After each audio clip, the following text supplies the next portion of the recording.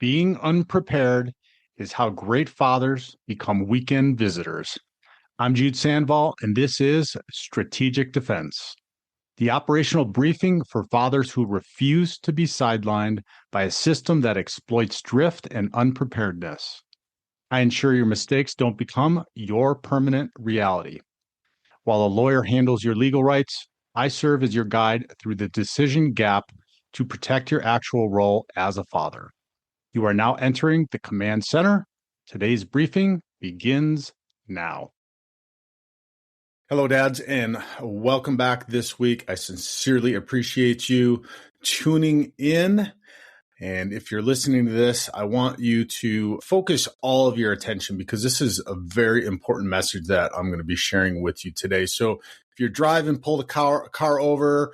If you're in the office, close the door. If you're at home, take a minute and get to some personal space and place where you can listen, because I need you to take a long, cold look at the road ahead and be brutally honest about what you see.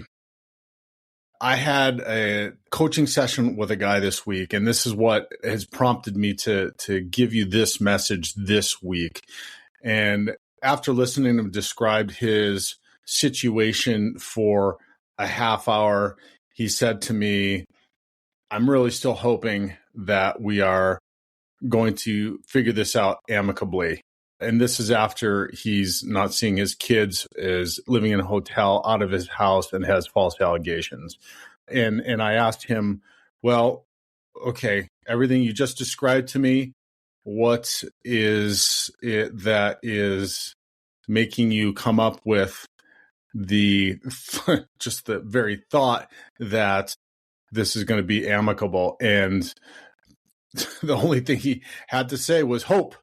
And so for most of the dads I coach, when they first sit down with me, they aren't looking at the legal facts. They are staring at a mirage. They tell me stuff like that. They tell me, Jude, I'm just hoping we can keep this amicable. I'm hoping she'll eventually be reasonable and remember that I'm a good guy. I'm hoping we can just talk this out and do what's best for the kids without involving lawyers. And I'm going to give you the most critical piece of operational intelligence, if you will ever receive in this process. And that is, hope is not a strategy. Those 5 words, burn them into your mind. Hope is not a strategy. In fact, in this high stakes environment of family court, hope is actually a tactical liability. It's the fastest way to get yourself permanently erased from your children's lives. When you say you want an amicable divorce, what you're actually describing is a desire to avoid conflict at all costs, and that does not work. But I want you to look back at the last 5, 10, 15 years, however long you've been married. Why was it amicable then? It wasn't because of mutual respect or shared goals. It was probably because you were a high-performing yes man. And look, I get it. So was I. It was probably amicable because you followed a rigid relationship pattern where your primary job was to ensure your wife's happiness by sacrificing your own boundaries. You didn't have peace. What you actually had was a ceasefire that you paid for with your own submission. You bought that amicability by never, ever saying no. But now the contract has changed. You're in the middle of the most dangerous transition of your life. And for the first time, you have to, and you are advocating for your role as a father. You're asking for 50-50 custody. You're demanding an equitable split of assets. You're finally saying no to unreasonable demands. So what happens? The amicable mask doesn't just slip off. It gets ripped off with a level of vitriol you never, ever expected. The second you stop being that docile yes man she expects you to be, the amicable divorce is dead. So, if you are still hoping for a peaceful resolution while she is currently mobilizing for war, You are in a state of what you've heard me describe now on and on of strategic drift. You're walking through a high velocity minefield without a map. And your hope is a blindfold that prevents you from seeing the pressure plates right under your feet. This, again, is how great fathers become weekend visitors. You're operating in the decision gap. That's the critical time between court dates where your long-term influence is either won or lost. And if you spend that time hoping instead of strategizing, you are ensuring that your temporary mistakes become your permanent reality. So, dads, it's time to stop hoping and start leading with grounded integrity. Let's start by looking at the first pressure plate on this minefield, and that is the demand to move out. Now, I'm going to go through 4 different pressure plates here, 4 different things. This is not all encompassing, but these are the 4 that I see immediately that happen that amicable dads make mistakes with, and it puts them at a deficit. That first one is the demand to move out. This is usually the high stakes litmus test, if you will, of the amicable phase. She'll sit you down, look you in the eyes with a rehearsed calm, and say, it's just too tense here. The kids are feeling the stress. For their sake, it'd just be best if you found an apartment or maybe crashed with your brother for a while.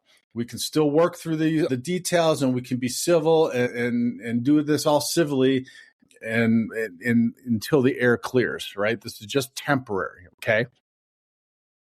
So your biological instinct is to protect your children from conflict, right? You want to be that good guy that you have been. The mature adult will usually reduce the temperature. So in a daze of cognitive dissonance, you grab an overnight bag and you walk out the door. You think it's a temporary temporary tactical retreat to lower the volume. But I need you to understand clearly, in the eyes of a family court judge, you just committed tactical suicide. By voluntarily leaving your home, you didn't reduce conflict. You sent a loud, high-frequency signal to the court that daily interaction with your children is not your priority. You have handed her the most lethal weapon in family law. That is the status quo. You've been hearing me talk about this over and over.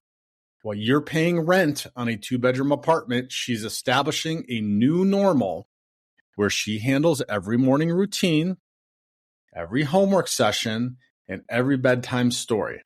By the time you get a hearing, that quick fix of moving out looks like a settled arrangement that the judge will be loath to disrupt to avoid upsetting the balance for the children. You've moved out of your home and your center of your children's lives and handed her the keys to the kingdom. Her attorney, I'm telling you, is already drafting the brief that claims you abandoned the family.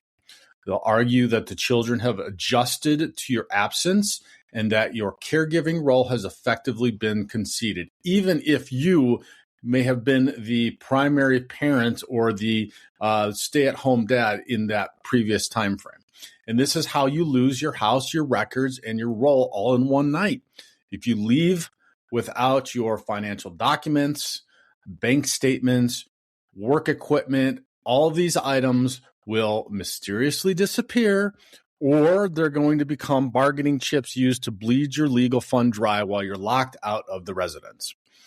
And don't forget the cold, hard math of your departure. You are now carrying the cost of 2 households.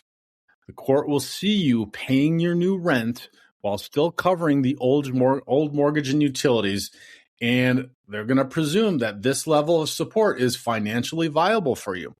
You are inadvertently inflating your own future spousal and child support obligations while draining the very resources you need to fund a high-level legal strategy. So never under any circumstances, jump ship before the orders are signed. Unless there is an imminent risk of physical harm, stay put. Look, if it's tense, move into the guest room, move into the basement. If you need to become a ghost in the house, if you have to, that's fine, but remain the most stable, present, and calm version of yourself for your kids. You occupy the ground until a judge tells you otherwise. Do not let your desire to be a nice guy become the permanent erasure of your fatherhood. You wait for the temporary orders that set interim custody and support before you even think about changing your dress. That's number one. The next, the second phase, if you will, where your hope for peace becomes a tactical liability, is the trap of the flexible schedule. In the beginning, and I alluded to this in that first one, in the beginning, she'll look you in the eyes during that first conversation of moving out, probably maybe even the same one, right? And say, we don't need a rigid, heartless court order. Let's just be flexible for the sake of the kids, right? This sounds reasonable. It sounds amicable, right? But I need you to understand the translation. In high conflict divorce, flexible is a code for gatekeeping. Flexible always means you see the children only when it is convenient for her. The second you have a weekend plan that doesn't fit her narrative, or the second you start advocating for your own rights or more parenting time, the flexibility vanishes. Suddenly, the kids are sick, or they have a birthday party they simply can't miss. They just aren't feeling up to it today. She'll tell you, I'm not stopping you, but they just don't want to go. While she stands in the background, conditioning them to see your time as an inconvenience and her time as the only default reality. This, my friends, is the early stage of parental alienation, or as Charlie McCready calls it, pre-alienation. It's the boiling frog phase of your erasure. She's test driving a life where you are a guest in your children's lives, where you're hoping that she'll honor the informal agreement because, hey, you're a good guy during the marriage, right? She's doing something you aren't. She is documenting. She is logging every time you missed a visit that she herself sabotaged.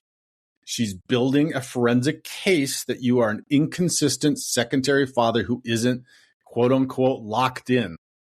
So if you are operating on suggested times and verbal promises, you aren't co-parenting. What you're doing in actuality is you are begging for crumbs. You're allowing her to establish that artificial status quo that the court will be loath to disrupt. In this system, the normal schedule for the last 3 months is often what becomes the permanent legal reality.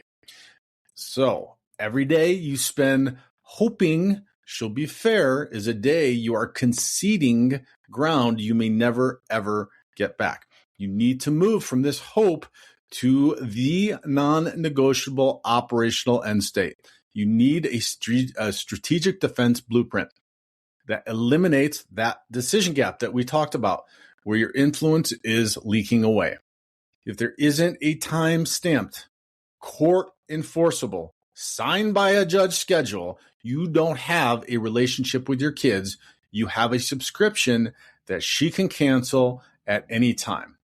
So stop being the yes man who accepts the leftovers of his children's time. Demand the structure. Implement a court-approved communication app like Talking Parents or Our Family Wizard immediately to stop the gaslighting and treat every single minute of your parenting time as a mission-critical objective that is not up for negotiation. Your kids don't need a flexible dad. Your kids need a father who is a permanent, stable fixture in their world. All right. The third phase is the lifestyle delusion. And this is where the financial war of attrition begins. Most dads I coach are still operating, again, under that nice guy framework. They assume that once the spreadsheets come out, she'll realize the objective math. Two households cannot live as cheaply as one. You take one and create two, there are more bills, right? That seems common sense. You hope she'll see that the family's resources now have to be split and that everyone has to tighten their belt. Wake up, fellas. In this high conflict situation, she isn't looking at the math. She doesn't even care about the math. She's looking at her right to the life you provided. She expects to maintain the exact same standard of living she had while married. The same house, the same vacations, the same conveniences. And guess what? You're expected to fund 100% of it while you're living in a studio apartment and eating over the sink. She doesn't view your retirement accounts, your business, or your future earning capacity as a shared past that is now being amicably divided. She views them as her personal insurance policy, and she's coming for the premium, fellas. So when you sit down for mediation and you're hoping it's going to be a peace summit where cooler heads will prevail, but for a high conflict spouse, mediation is not that. It is not a place for resolution. It is the stage for control and stalling. She will use those sessions to run down the clock, to keep you in a state of financial and emotional uncertainty, and to drain your legal fund through endless, unproductive, billable hours. She'll show up with quote-unquote negotiations that are actually just demands, refusing to disclose information or forgetting to sign documents just to force another 60-day delay. This is where many fathers fall victim to what I call the make it end syndrome. And I did as well. I got worn out. You get so exhausted by the stalling, so bled dry by the legal fees, and so desperate for a moment of peace that you start to consider giving her everything she wants just to stop the noise and to end it. You think, okay, I can always make more money. And yes, you can make more money, but not if you signed an order that locks you into a decade of lopsided support and wipes out your capital and your future capital. You have to understand that the system, the mediator, and the court is set up for efficiency, not for your individual version of justice. If the judge or the mediator sees you are willing to commit financial suicide just to get it over with, trust me, they will hand you the pen and let you sign away your future because it's one less case on their docket. So hope in mediation is how you walk out with an agreement that saps your integrity and your bank account for the next 10, 20 years. Who knows, depending on how long your kiddos or how old your kiddos are. So you don't need a middle ground. Again, you need a strategic defense blueprint. This treats your finances as the fuel for your children's future, not a ransom payment for a peace that won't last. Because trust me, it's not going to last. This relational dynamic, these demands will continue to happen. So stop hoping she'll be fair and start providing the documented reality of the new financial landscape before the system bankrupts you. All right. And then finally, the last plate, the fourth, is the silver bullet. And if you've been listening to the last couple of weeks, I've been talking in intimate detail about this. And if you haven't heard this and the first time you're tuning in, go back and listen to the next two or the previous 2 weeks, because it lays this one out in real specific detail. And you need to know this one because this is the ultimate terminal counterstrike to your hope. It's the moment when hopefully it is, the moment when the yes man pattern finally breaks and the high conflict personality realizes she can no longer control you through your submission. In legal circles, it's basically the nuclear option because it's a precision engineered to instantly and permanently vaporize your life as you know it. We're talking about the systematic, calculated use of unsubstantiated allegations of abuse, neglect, or domestic violence. And they're lodged for the sole purpose of gaining a devastating tactical advantage in the courtroom. Dads always come to me in a state of absolute localized shock when this happens. They stare at the restraining order in a daze and say, Jude, I can't believe she would lie like this. Everyone knows I'm a good guy. I'm involved in the community. I'm involved at my church. I've been to my kids' school all the time, right? But once the judge hears the truth, this will all go away, right? I need you to hear me. Stay with us. We'll be right back. Hey, dads, Jude here. I'm pausing this conversation for a mission critical warning. Everything we discuss on this podcast only works if you have a role to return to. Most fathers don't lose their kids in court. They lose ground quietly through drift and decisions made under pressure. Being unprepared is how great fathers become weekend visitors. I ensure your mistakes don't become your permanent reality. Stop the drift today at thedivorcedadvocate.com. Take the free weekend visitor risk assessment or book your fatherhood protection session. Your kids are counting on you. Now, back to the show. That disbelief is exactly what the silver bullet relies on. It is intended to leave you questioning your own reality while the system hauls you out of your home, restricts your access to your kids, and freezes your assets before a single fact is even tested in court. Just like the guy I talked to this last week who was still hoping after all of this that things could be done amicably. And this is no coincidence either here, guys. Research proves this is no coincidence that this is a tactic, guys. Research proves that parents who have already been separated from their children are 86% more likely to face these manufactured claims. This isn't a misunderstanding. This isn't something that gets done amicably. This is a tactical blitzkrieg where the process itself becomes the punishment, creating a psychological fallout for us dads that studies have compared to the trauma experienced by war veterans. In this family court system that operates on the 51% preponderance of evidence, you're not battling for the truth. You are battling a narrative. When the bar is that low, the preponderance of evidence, the accusation effectively becomes the evidence. And it becomes the evidence because an overworked judge managing a docket at 100%, 120% capacity is not going to play Sherlock Holmes. They will default to risk management and sideline a fit father for 6 months just to be safe rather than risk a headline. If you're still hoping the truth will float to the top on this one, you've already lost the opening engagement, the silver bullet, the final end state for the father who chooses flexibility instead of a strategic defense blueprint. The second you start to win, the second you stand your ground on custody or assets, that is when the trigger is pulled. You need to be operationally prepared before that shot is fired, because once it lands, your hope becomes the anchor that drags you down into a permanent legal reality.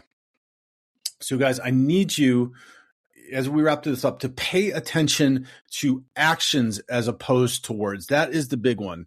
I need you to stop listening to her words and start documenting her actions with clinical detachment, the gray rock method, right? If she is demanding you move out of the sanctuary of your own home, that is not being amicable. That is not fair, and that is not the right way to go about this. So that is number one, first red flag. If she is gatekeeping your children or making every visit a logistical nightmare, she is not being amicable. Okay. The actions are not amicable. That is not amicable. If she is making predatory financial demands or intentionally stalling in mediation to bleed your legal fund dry, she's telling you exactly who she is. She is your opponent in a high-stakes legal transition.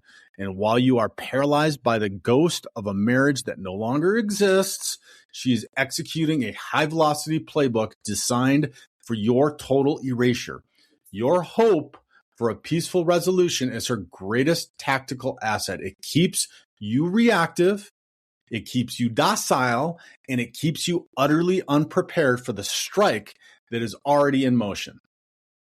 Being unprepared, dads, is exactly how you great fathers are processed into weekend visitors.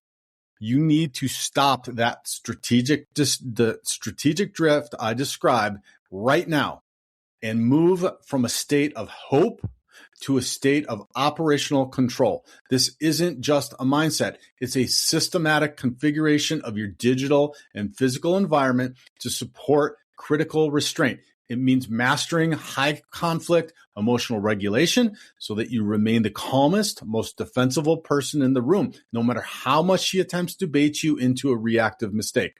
You must build a forensic paper trail so dense and so objective that it makes her manufactured narrative impossible to maintain. You have to realize that you are the only person in that courtroom, in this whole situation, who is truly fighting for your children's future. The attorneys, the evaluators, the investigators, they are all cogs in this multi-billion-dollar niche industry that thrives on the continuation of the system, not the preservation of your bond. None of them are going to stick their necks out or risk their professional referral networks to save your role as a father. That responsibility sits squarely on your shoulders, and you cannot lead if you are waiting for permission from the machine that is designed to sideline you. It's counterintuitive. It doesn't make sense, guys. So here's your mission for this week. Stop hoping. Start strategizing. Head to thedivorcedadvocate.com right now. Take the strategic risk assessment. You need to identify exactly where your amicable blind spots have left you exposed to quiet loss across every critical zone of your life. Look at your communication logs, look at your parenting schedule, and look at your house. If you are currently operating on flexibility without a signed court order, you aren't being cooperative. You are in the danger zone. You are in the red zone, dads. Your children do not need a nice guy who gets erased because he was too afraid of conflict to protect his role.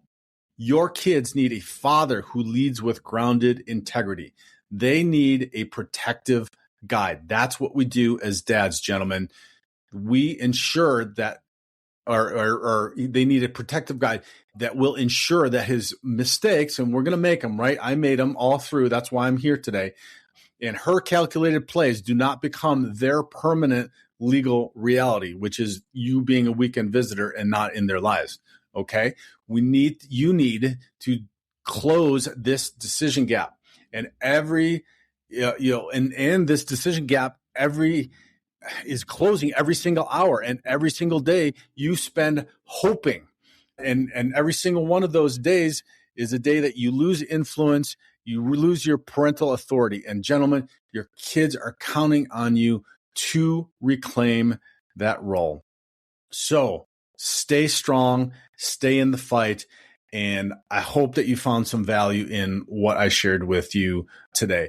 I know these have been heavy and these have been hard hitting, guys, but this is stuff that you absolutely positively need to hear. I hope that you found value in it today. I hope that you will take it to heart and go to the website, take the assessment, and then let's sit down and strategize and lay out a plan for you. Also, if you did find value, share this far and wide with guys. We need to get this information out. I've been able to decode this over so many decades in dealing with family court that I want you to all know about it. And we can only do that by sharing it across social media everywhere. Give us a star rating. Give us a comment, which is even more helpful. It makes the algorithms go crazy and pushes it out everywhere. And just let's get it out to more and more people. Dads, thank you so much for listening this week. I sincerely appreciate you, and God bless.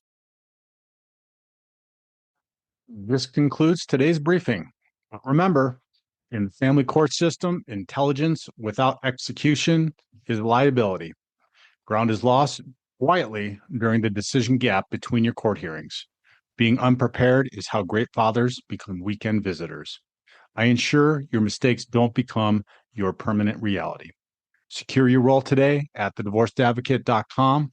Take the weekend visitor risk assessment to identify your exposure or book your private fatherhood protection system. Stay strong. Your kids are counting on you.